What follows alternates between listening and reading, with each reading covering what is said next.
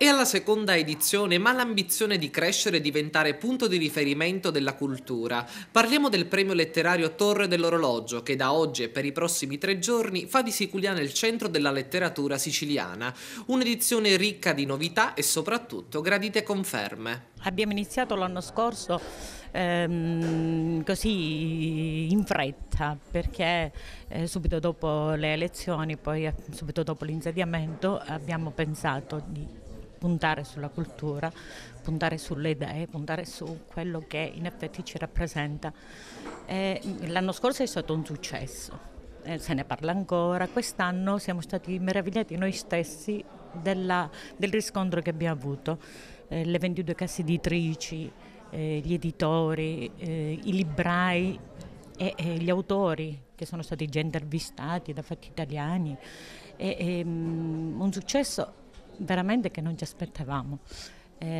Puntiamo sempre più in alto. Lo scorso anno 11 case editrici, quest'anno raddoppiamo, la presenza di diversi autori, molto di più lo scorso anno, i libri in concorso 70 e quindi già dei numeri credo che sia un successo, però per noi questo rappresenta anche un momento di lancio, soprattutto per quanto concerne l'idea di Siculiana città dei musei.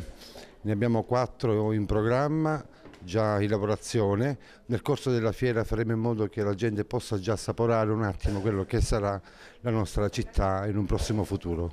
Un evento molto atteso che sicuramente porta ulteriore lustro alla cittadina siculianese, un premio letterario legato indissolubilmente all'arte. Cultura, estetica e arte mischiate insieme per dare un ottimo risultato. Certamente, e questo ultimo risultato abbiamo cercato di ottenerlo curando un allestimento legato appunto a un'anteprima del Museo della Musica dedicato a Nicuzza.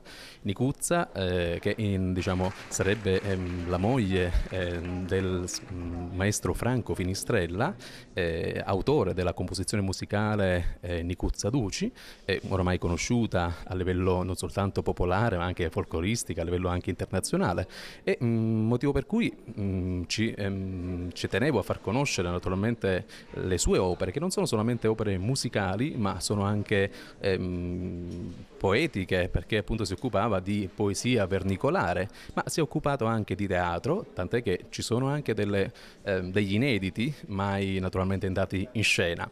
È un museo ricco che insieme a Sara Favarò cercheremo appunto di curare nel dettaglio. Adesso proprio qui a Siculiana celebreremo l'uscita del mio 28° libro, che è Siciliano impara giocando, e quindi per me è un grande orgoglio, perché io ci credo in quello che faccio, lo faccio con grande entusiasmo e forse credo che sia questo il segreto, e sono felice e riconoscente a Siculiana di questo premio, lo sono sul serio.